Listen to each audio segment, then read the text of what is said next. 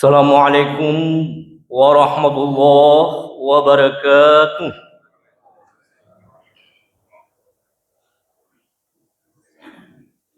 الله أكبر الله أكبر الله أكبر أشهد أن لا إله إلا الله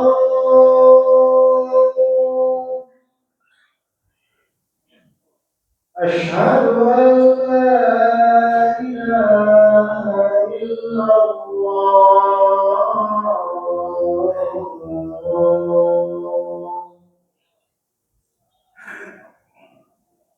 أشهد أن محمدا رسول الله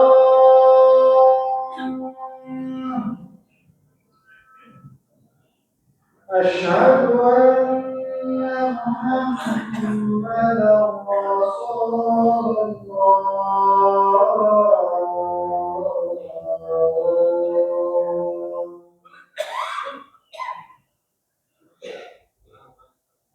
حي على الصلاة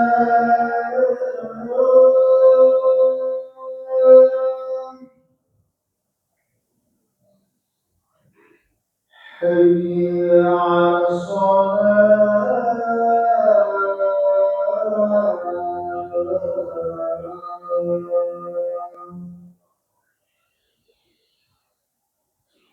حي على الفلاح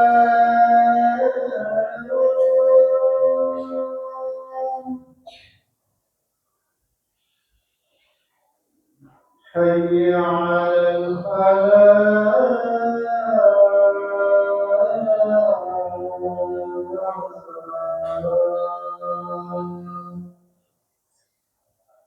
الله أكبر الله أكبر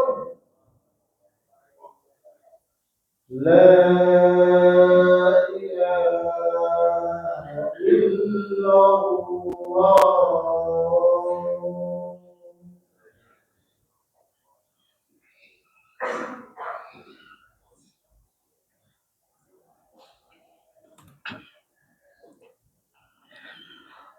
Alhamdulillah, alhamdulillahilladzi syarrafana bi khatamin nabiyyin iz kunna khaira ummatin ukhrijat lil alamin.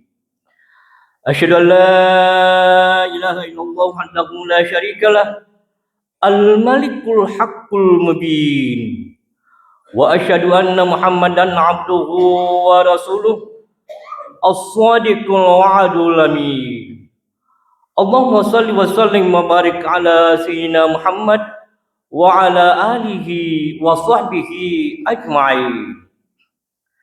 Amma ba'd fa ya ibadallah, usikum wa iyaya bi taqwallah wa ta'atihi la'allakum tuflihun. Wa qad qala Allah Ta'ala fil Qur'anil Aziz wa huwa asdaqul qailin. A'udzu billahi minasyaitonir rajim. Bismillahirrahmanirrahim. Wa minhum may yaqulu rabbana atina fid dunya hasanah wa fil akhirati hasanah wa qina azabannar. Hadirin sidang jamaah Jumat yang kami muliakan. Marilah kita senantiasa memanjatkan puji syukur kepada Allah Subhanahu wa taala yang selalu memberikan nikmat kepada kita sehingga kita dapat hadir di tempat yang mubarakah ini dalam rangka menunaikan salah satu kewajiban kita sebagai umat Islam, yakni salat Jumat secara berjamaah. Salawat taslim atas junjungan Nabi besar Muhammad sallallahu alaihi wasallam sebagai nabi terakhir, contoh teladan bagi seluruh umat manusia. Hadirin sidang jamaah Jumat yang kami muliakan. Di dalam kesempatan yang berbahagia ini, saya ingin memberikan sedikit penjelasan tentang firman Allah Subhanahu wa taala seperti yang telah saya bacakan tadi. Tentu di dalam kehidupan kita di dunia ini, sering kita berdoa kepada Allah Subhanahu wa taala. Apakah itu setelah selesai salat atau di waktu-waktu yang lain. Dan sering kita akhiri doa kita dengan ucapan Rabbana atina fid dunya hasanah wa fil akhirati hasanah wa qina azabannar. Doa itu adalah permintaan dari bawahan seorang hamba kepada Allah Subhanahu wa taala. Sedangkan kalau dari atasan ke bawah itu namanya perintah. Permintaan dari atasan ke bawah itu namanya perintah. Sedangkan kalau permintaan sederajat, katakanlah antara lurah dengan lurah atau camat dengan camat, di dalam istilah agama kita disebut dengan iltimas. Nah, seorang hamba permintaannya kepada Allah dari bawah ke atas itu namanya doa. Dan ini biasa kita akhiri dengan ucapan Rabbana atina fid dunya hasanah. Ya Allah, berikanlah kami kebaikan di dunia, fid dunya hasanah, kebaikan di dunia. Pertanyaannya adalah, apa yang dimaksud dengan fid dunya hasanah yang selalu kita minta pada saat kita berdoa kepada Allah Subhanahu wa taala? Ulama kita memberikan minimal ada 5 kandungan di dalam fid dunya hasanah, kebaikan di dunia, yang selalu kita minta pada saat kita berdoa kepada Allah Subhanahu wa taala. Yang pertama adalah sehat walafiat. Sering kita berkomunikasi dengan teman, sering berkomunikasi antara ayah dengan anaknya, atau anak dengan ayahnya, atau suami dengan istri, atau sebaliknya istri dengan suaminya, atau antara teman dengan teman. Lalu kita bertanya, bagaimana keadaanmu nak? Bagaimana keadaan bapak dan seterusnya? Lalu dia jawab, alhamdulillah saya dalam keadaan sehat walafiat. Pertanyaannya adalah, apa yang dimaksud dengan sehat walafiat di dalam ajaran agama kita? Karena ada orang yang sehat plus walafiat, tetapi ada orang yang sehat tidak walafiat. Saya berikan contoh umpamanya. Ada orang yang mampu berjalan kaki berkilo-kilometer, mampu berlari berkilo-kilometer, dia mampu main futsal, main takraw, main sepak bola dan seterusnya. Ini berarti bahwa kakinya ini adalah kaki yang sehat. Nah, apakah dia walafiat? Kalau kakinya itu yang sehat tadi ini dipergunakan kepada kegiatan-kegiatan yang diridhoi oleh Allah Subhanahu wa taala. Katakanlah dia pakai pergi ke masjid, pergi ke majelis taklim, atau pergi ke kantor untuk mencari nafkah buat istrinya, maka itu namanya kaki yang sehat walafiat plus walafiat. Jadi kalau seorang ayah, dia atau seorang suami, dia pergi ke kantor untuk mencari nafkah buat kebutuhan istri dan anaknya. Seorang nelayan pergi ke laut mencari nafkah, mencari ikan, seorang pedagang dan seterusnya. Karena seorang suami, seorang ayah berkewajiban untuk memberikan nafkah kepada istrinya, Seorang ayah berkewajiban untuk memberikan nafkah kepada anaknya dan seterusnya. Sehingga perbuatan ini karena kewajiban ini, maka itu termasuk perbuatan yang diridhoi oleh Allah Subhanahu wa taala, maka kegiatannya itu, kakinya itu termasuk kaki yang sehat plus walafiat. Tetapi kalau kakinya yang sehatan ini, dia hanya pergi dipakai untuk melaksanakan suatu hal yang mungkar.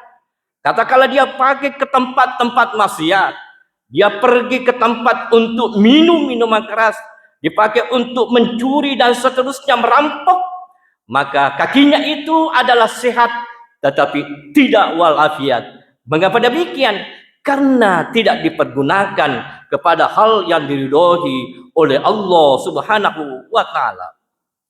Alhamdulillah, kita yang hadir di tempat yang berbarakah ini, kita termasuk orang yang memiliki kaki yang sehat plus walafiat, karena kita berangkat dari rumah menuju ke tempat ini semata-mata untuk melaksanakan kewajiban kita sebagai umat Islam, umat yang beriman, yaitu salat Jumat secara berjamaah.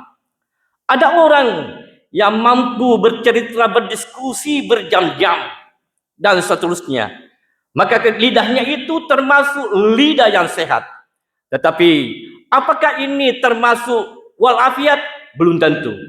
Kalau diskusinya itu, ceritanya itu dia bermanfaat, dia menceritakan kepada hal-hal yang bermanfaat tentang agama dan seterusnya, maka itu termasuk lidah yang sehat plus walafiat. Tapi kalau lidahnya yang sehat tadi ini hanya dipakai untuk menceritakan kejelekan orang lain, hanya dipakai untuk menceritakan aib orang lain, gosip dan seterusnya, maka lidahnya itu sehat tetapi tidak walafiat. Mengapa demikian?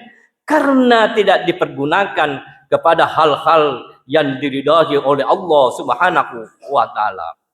Alhamdulillah, kita yang hadir di tempat yang berbarakah ini, kita termasuk orang yang memiliki lidah yang sehat plus walafiat, karena kita datang ke masjid ini untuk beribadah kepada Allah Subhanahu wa taala. Hadirin sidang jamaah Jumat yang kami muliakan. Yang kedua, fid dunya hasanah, yang selalu kita minta pada saat kita berdoa kepada Allah Subhanahu wa taala, yaitu rezeki yang berberkah. Rezeki yang berberkah itu syaratnya adalah kita peroleh dengan cara yang halal. Setelah kita memperolehnya dengan cara yang halal, maka kita kelola berdasarkan hukum Islam. Dan setelah kita kelola berdasarkan hukum Islam, lalu kita belanjakan kepada hal yang diridhai oleh Allah Subhanahu wa taala. Sehingga dengan demikian, kalau itu diperoleh dengan cara halal, lalu dikelola berdasarkan hukum Islam, lalu kita belanjakan kepada hal yang diridhai oleh Allah, maka itulah namanya rezeki yang berberkah.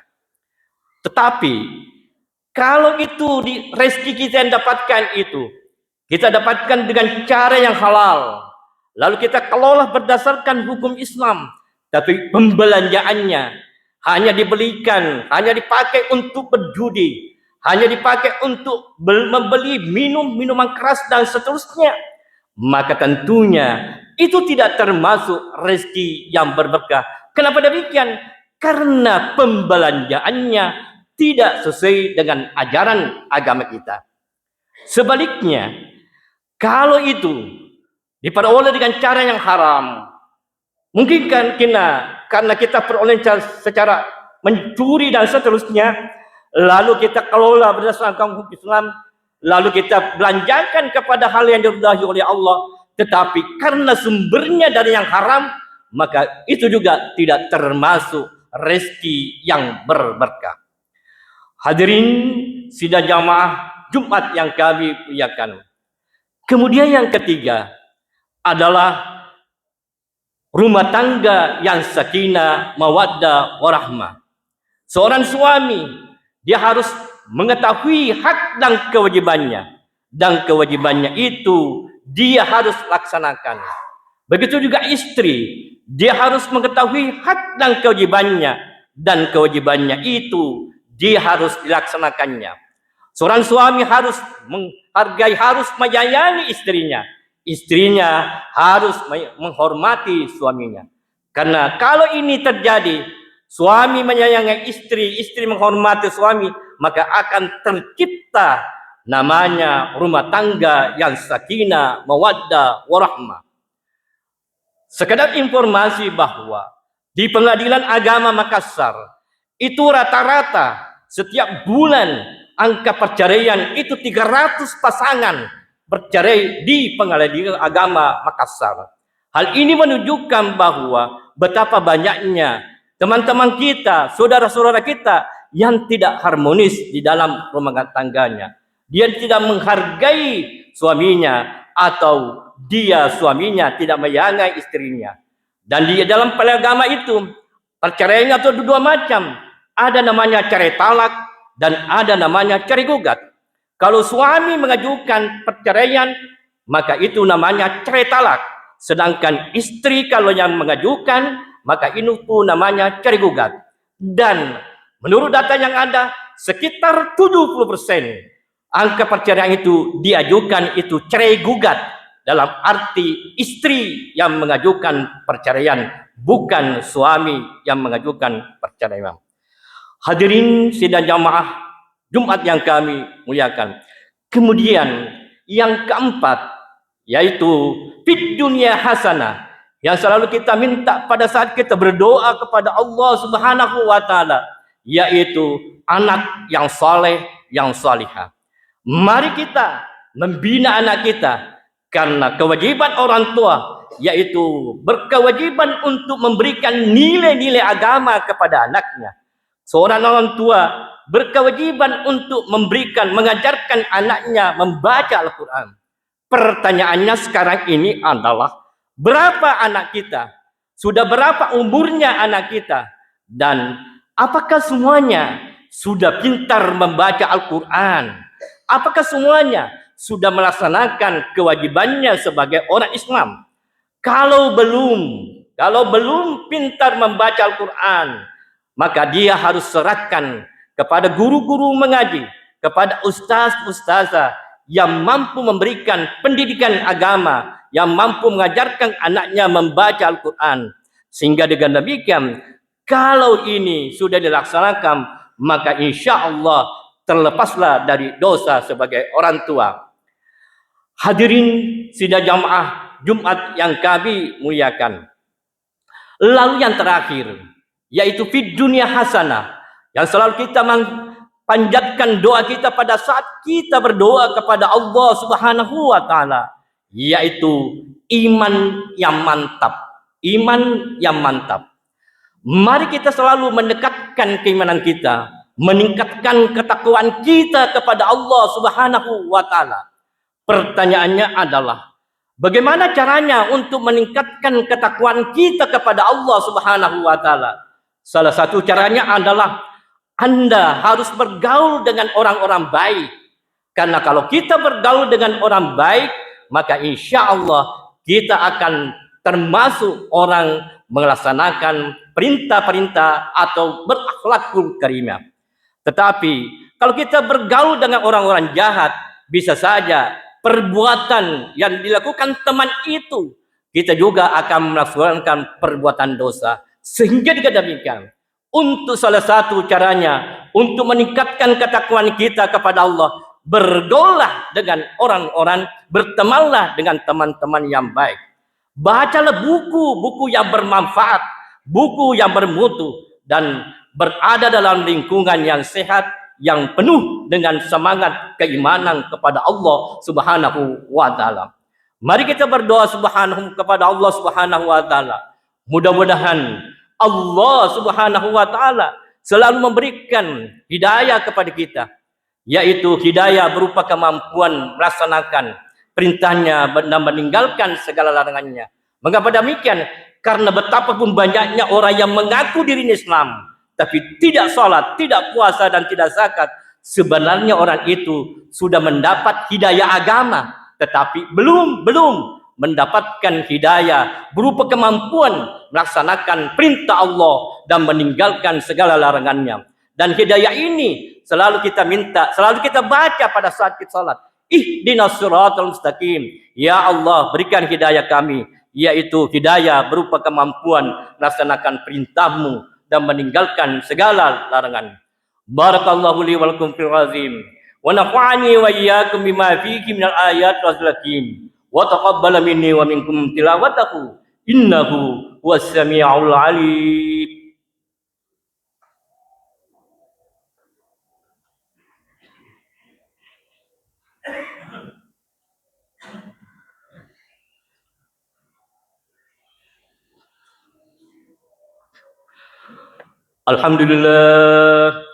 Alhamdulillahil fa'ilil muttar. Wassalatu wassalamu ala sayyidina Muhammadin safwatil abrar. Asyhadu an la ilaha illallah wa asyhadu anna Muhammadan abduhu wa rasuluh. Allahumma shalli wa sallim ala sayyidina Muhammad wa ala alihi wa ashabihi sadatil akhyar. Amma ba'd fa ya ibadallah, ittaqullaha fis sirri wal 'alan wa aksiru minas salati wassalam ala rasulillahi nabiyina Muhammadin sallallahu alaihi wasallam. Qala Allah Ta'ala, inna Allaha wa malaikatahu yusalluna 'alan nabi ya ayyuhalladzina amanu sallu 'alaihi wa sallimu taslima. Allahumma shalli wa sallim wa barik ala sayyidina Muhammad wa ala ali sayyidina Muhammad kama shallaita wa sallamta wa barakta ala sayyidina Ibrahim wa ala ali sayyidina Ibrahim fil alamin innaka Hamidum Majid. Wallahumma anil abatil khulafa Abi Bakrin wa Umar wa Utsman wa Ali wa ghairihim man jahadu fi sabilillah wa difa'i anhum amin ya rabbal alamin. Allahumma jinnaka ta'ibin wa fi 'afwika raghibin wa amilna bisanika wa tawallana bi nasrika wa li umurana khiyarana wa la tuwalli umurana syararana. Allahumma ansur man nasruddin wa khzul man khazalal muslimin waj'alhuma baldatana hadhihi aminatan mutmainnah wa saira buldani muslimin. Allahumma ighfir lil muslimina wal muslimat wal mu'minina wal mu'minat al ahya'i minhum amwat innaka samiun qarib mujibu da'wat ya rabbal alamin. Rabbana atina fid dunya hasanah wa fil akhirati hasanah wa qina azaban nar. Ibadallah, innallaha ya'muru bil 'adli wal ihsan wa ita'i dzil qurba wa yanha 'anil fahsya'i wal munkari wal baghi ya'izukum la'allakum tadhakkarun. Fadhkurullahal azim yazkurkum washkuruhu 'ala ni'matihi yazidkum was'aluhu min fadlihi yu'tikum wa la dzikrullahi akbar wallahu ya'lamu ma tasna'un. Aqim